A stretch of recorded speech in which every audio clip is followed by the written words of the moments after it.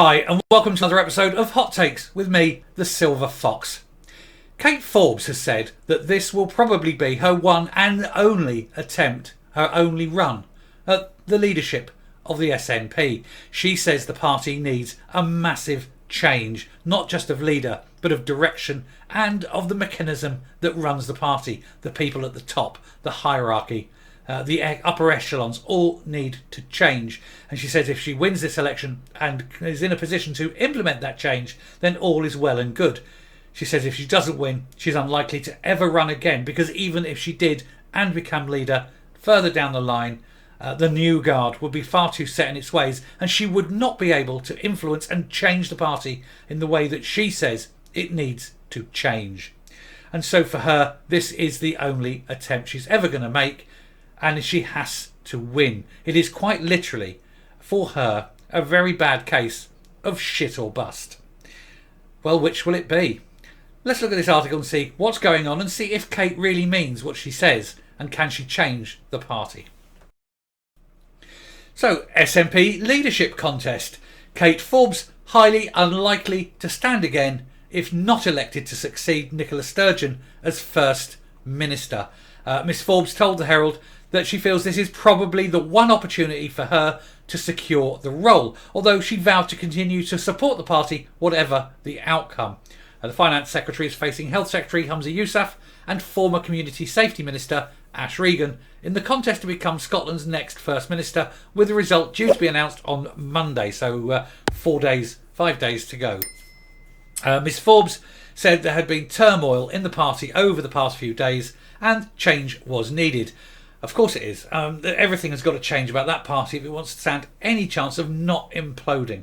Her comments come a few days after the resignation of SNP Chief Executive Peter Murrell, who quit with immediate effect on Saturday following a row over the lies he told about the party's members.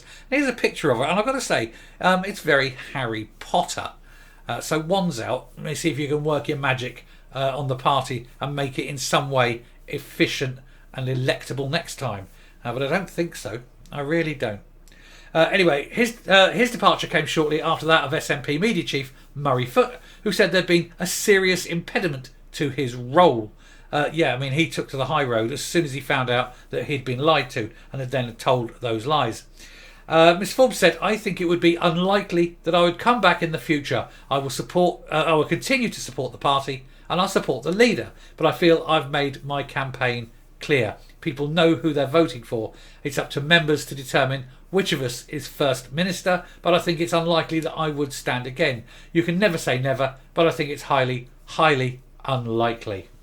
That's because she knows that this time, with the leadership in array, with people leaving the party in droves, with the hierarchy confused and panicking, now is the ideal time, if she became leader, to put her stamp on the party, to change everything about it, about the way it runs, about the way it picks members, about its policy stances.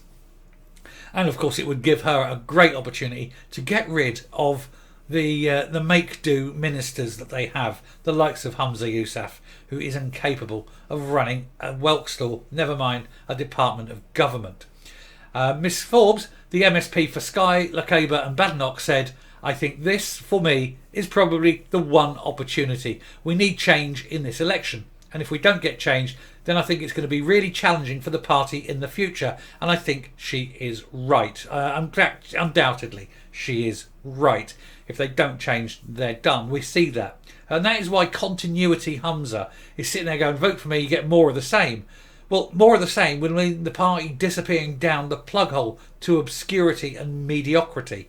And so why would you stick with that? If you are a member of that party and you want it to survive, you cannot carry on the direction of travel which is, of course, to self-destruction. She says, "I'll continue to support the party, but I think it's unlikely I would stand again." Miss Forbes, who is a member of the Free Church of Scotland, also said she would work on Sundays, as being the First Minister is 24/7, even though that goes against the particular teachings of her religion. The MSP, who is on maternity leave from a ministerial role, said she will be content whatever the outcome of the contest, as either she will go back to being a new mother or she will be First Minister. She said she will abide by the outcome of the contest, whatever it is. Well, she's saying then that she's not going to take it to court, because Ash Regan has said she probably will. But I think of the three, she is probably the best bet. But I think she's right in that if she's ever going to, effect change within the party, especially in the way the party is now, this is the one time it can happen. And if they don't elect her and they don't change anything, then the SNP is completely doomed. So, you have on the one hand, Humza becomes leader, nothing changes, the party's doomed, great for Scotland in the long run. But I think in the intermediate run, you need someone to actually do the job. And I think she, of the three, is the only one who could possibly do the job. Anyway, I shall round this one off and come up and finish the video. I think it's brave of her to sort of pin herself to a decision like that, to say that, generally she will not stand again, rather than, be a bit of an opportunist, and maybe next time, maybe the time after that. So this is something she said and she can be held to. Now, I think it's telling that neither of the other two have come out and said anything like this, which means that they're just in it for the power and the glory of running the SNP and becoming First Minister, rather than actually doing a good job. Maybe I'm wrong, but I don't think I am. Humza would never say that this is his only opportunity, because he is like a second-hand car salesman, isn't he? He is the Del Boy of Scottish politics. He'll sell you a kipper and tell you it's a bluefin tuna or something. You can't believe anything he says, and you don't believe anything he says, and this is the thing. And he's a provable liar. He's a provable criminal, and of course he's a provable man who plays a card based on the colour of people's skin. He's one of them. So his chances of winning are not zero, and they're not vanishingly small. He does have a good chance, but it seems unlikely. It seems even the SNP membership have kind of turned against him because of his connections to the old guard. So, I think she's brave in saying what she's saying, but I think she's saying it from a confidence point of view, where I think she's aware that she's probably going to win, and that's why she feels safe in saying it.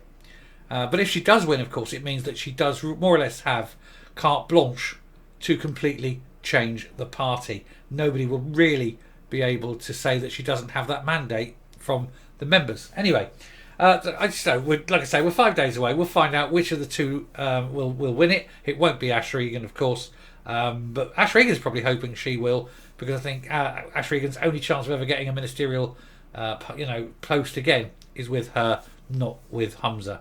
Anyway, I shall round this video off. So thank you very much for watching. If you like what you're seeing here on the channel, do please hit that subscribe button right now, would be great. Ring the bell for notifications of future output. Leave a like, leave a comment. Please share the video. Until next time, stay safe, stay well. Let's keep these people to their promises, and goodbye.